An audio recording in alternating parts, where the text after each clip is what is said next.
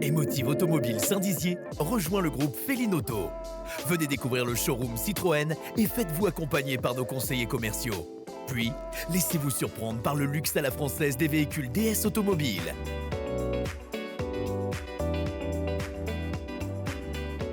Pour tous vos besoins en réparation, un atelier est également à votre disposition.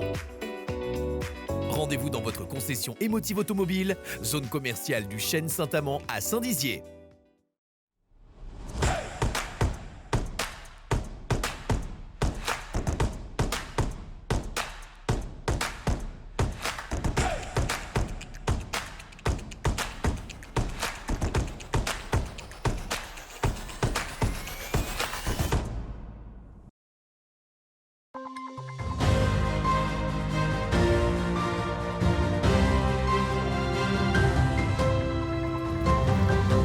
Nouvelle journée de mobilisation à l'appel des syndicats ce mardi. Nous ferons le point dans un instant.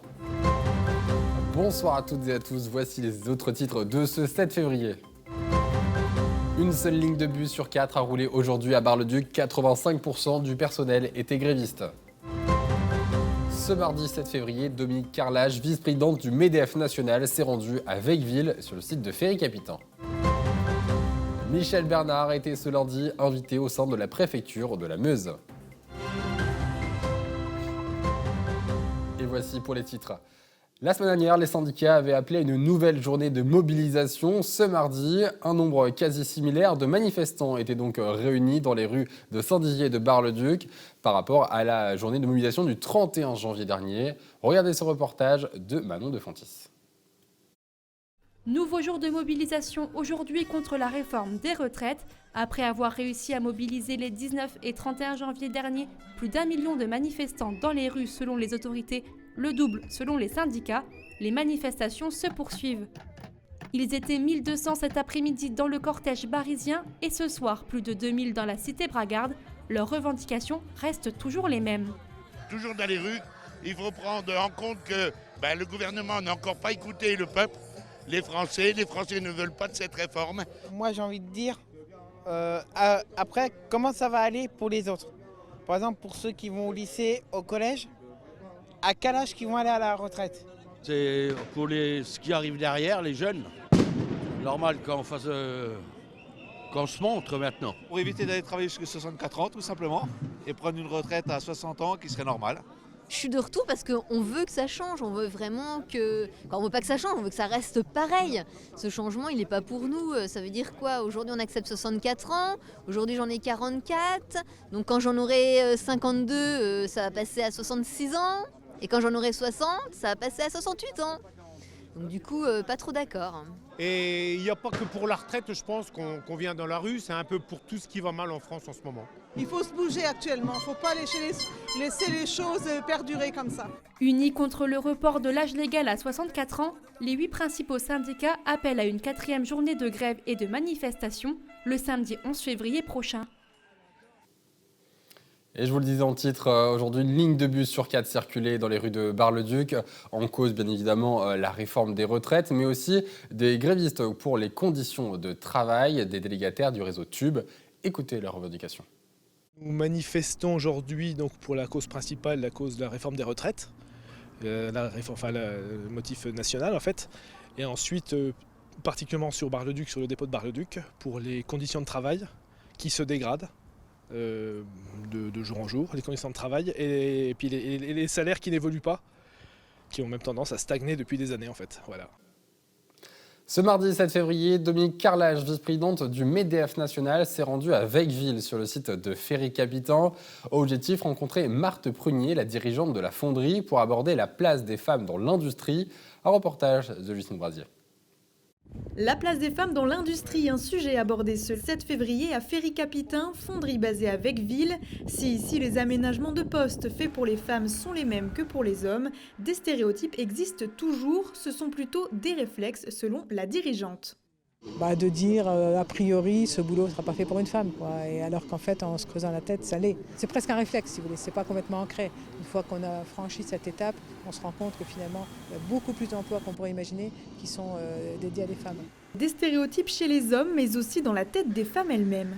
On a des efforts à faire pour dire, de plus être dans la fatalité de dire il n'y a pas de femmes parce qu'il n'y a pas de femmes. En fait, on doit être volontariste. En fait, il n'y a pas de femmes, mais en fait, s'il y en a des femmes, il faut simplement aller les chercher, il faut simplement créer des viviers, et puis il faut faire tomber les stéréotypes, qui sont les stéréotypes de la société, mais aussi les stéréotypes intériorisés par les femmes elles-mêmes, en disant c'est pas ma place, je suis pas capable. En fait, si, quoi. Mais c'est simplement qu'il faut les mettre en avant. 15% de femmes travaillent chez Ferry Capitin.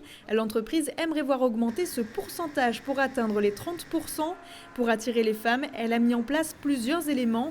Par exemple, être sûre qu'elles apparaissent sur les plaquettes. Une opération un peu particulière d'affichage des photos de toutes les femmes plus ou moins jeunes qui travaillent dans l'entreprise, que ce soit sur des postes opérationnels ou des postes de bureau. On fait très attention, d'ailleurs c'est plus ou moins obligatoire, qu'au niveau des postes proposés, ce soit tant à des hommes qu'à des femmes.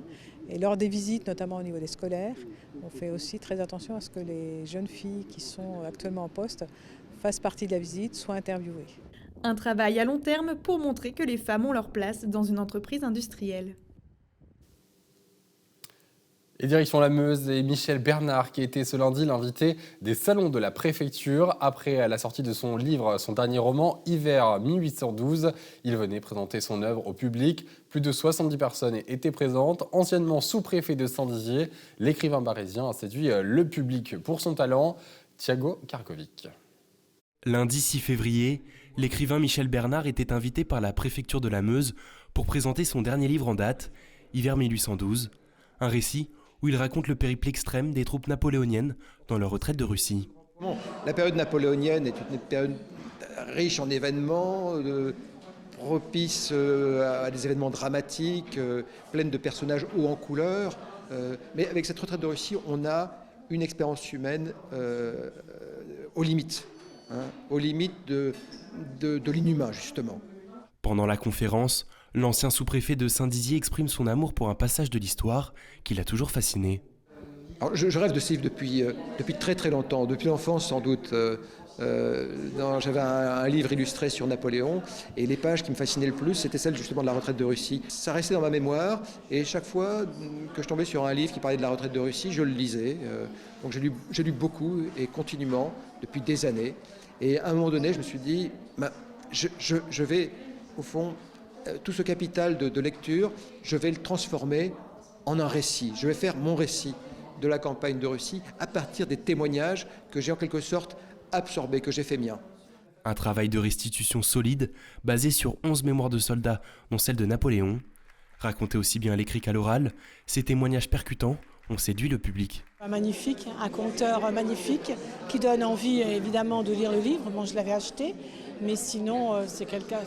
L'histoire est passionnante déjà, des choses qu'on ne sait pas peut-être, la retraite moi je connaissais peut-être moins bien, donc voilà. Mais monsieur Michel Bernard est quelqu'un qui sait bien raconter les choses. C'est un historien remarquable et en plus il a non seulement l'écriture, parce que c'est un excellent écrivain, mais par ailleurs, vous avez pu remarquer qu'il avait aussi la parole. On l'écouterait sans arrêt, on oublierait même d'aller se coucher lorsque l'on commence une conversation avec lui le soir. Il est extraordinaire. La conférence s'est suivie d'une séance de dédicaces. Nombreux étaient les participants ravis de faire dédicacer leurs livres au sein de la préfecture, un lieu non seulement administratif, mais bel et bien culturel. Et une exposition d'un photographe barésien est prévue très prochainement. Voilà, c'est la fin de ce journal. Merci de l'avoir suivi. Tout de suite, vos prévisions météo de demain. Excellente soirée sur Puissance Télévisions. Toute l'actualité qui vous concerne, à voir et à revoir dès maintenant sur puissancetélévision.fr et sur notre application mobile.